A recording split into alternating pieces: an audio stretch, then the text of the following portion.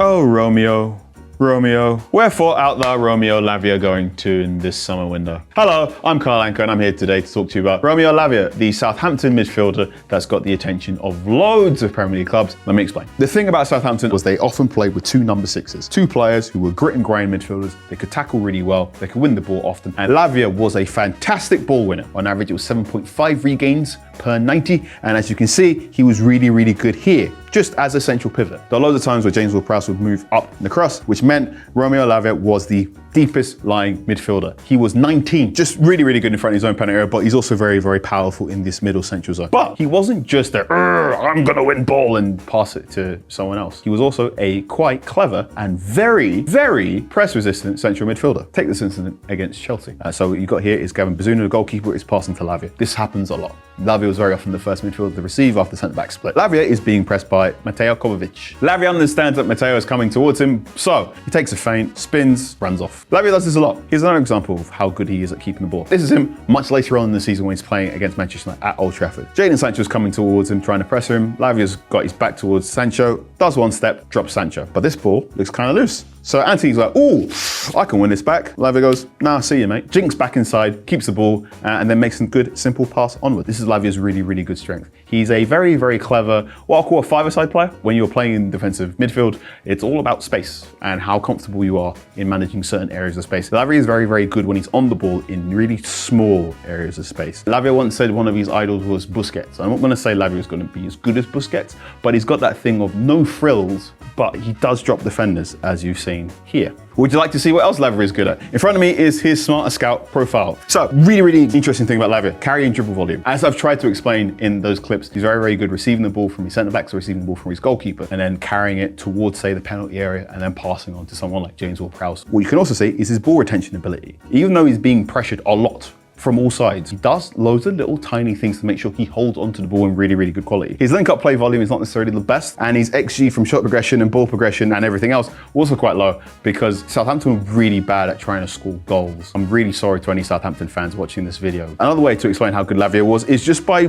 breaking down the areas at which he won the ball and made loads of interceptions. So just look at this area of dominance. However, because he was 19, there are still a lot of things he needs to work on. In fact, here's what one of his former managers said in March. I will say that he's not impressed me. He has more football to offer, and I expect him to offer more football. He's not there yet. He needs to step up and move forward.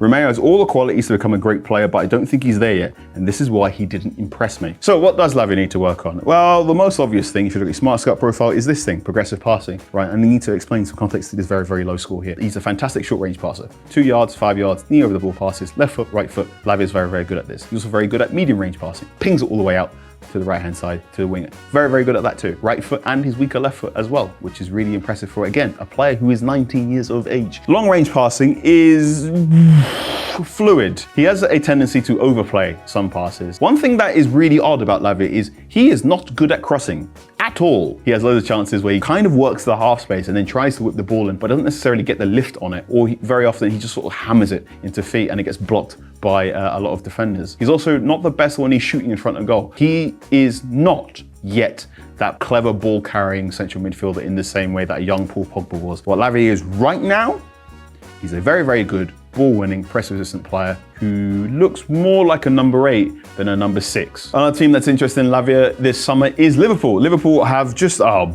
bunch of really fun midfield options now. How can Lavia work? Well, the most obvious way is if in the games that Fabinho isn't available, you just bring him straight at the base of your central midfield. How would he work at the base of Liverpool's defense? There's a couple of things about Lavia's tackling technique. He's really good at standing tackles. Very good at just standing in front of you as you're walking towards the ball, going to get the ball, and yet in the same motion as he wins the ball off you, he tends to make a really good short pass. He's also very good at this sort of stuff, anticipation and interceptions. This is Leicester City trying to play the ball inside. Lavia sees where the ball's coming, and then he snaps it off. And again, same motion, sticks out his leg, but this will go to a Southampton teammate. If there's some weaknesses to his game, he's not the best slide tackler. Again, he's 19, he's still learning. He's also perhaps not the best when he's running towards his own goal and having to retreat. If the ball's this way and Lavia can see you, great defending. If he's going this way and he's trying to catch up with that guy, not so much. So this is why he could work quite well in a team like Liverpool. Yes, okay, there's a lot of transition attacks, but in this new box midfield, you've got a very, very mobile centre-back in Konate who can cover. You've got a very, very good centre-back in Virgil van Dijk who can cover as well. Okay, he's perhaps not the quickest as he used to be. And you've also got Alexis McAllister who can work as a 6 or an 8. So in those times when Lavia plays a bit more forward,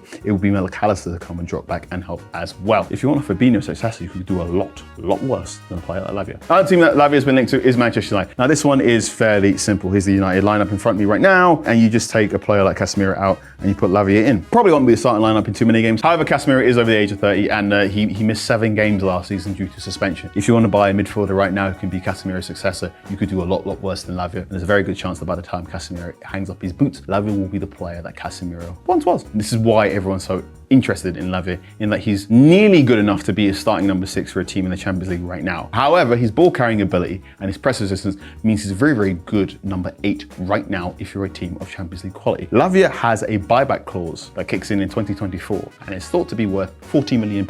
All these teams are probably going to try and buy him before that clause kicks in, because there's a very, very good chance by the time he gets to 2024, he could have another Premier League season under his belt and will be quoted with sums close to double that. Whoever gets Lavia next season is going to have a fantastic football player, someone who's going to be one of the best players in the world in 4 to 5 years. Good luck. If you like this video, please consider subscribing to the channel. The Athletic is home to some of the world's best sports journalists, including journalists dedicated to each Premier League team, so every fan gets the coverage they deserve, not just the big clubs. And you can try it for free now for 30 days. See the link in the description.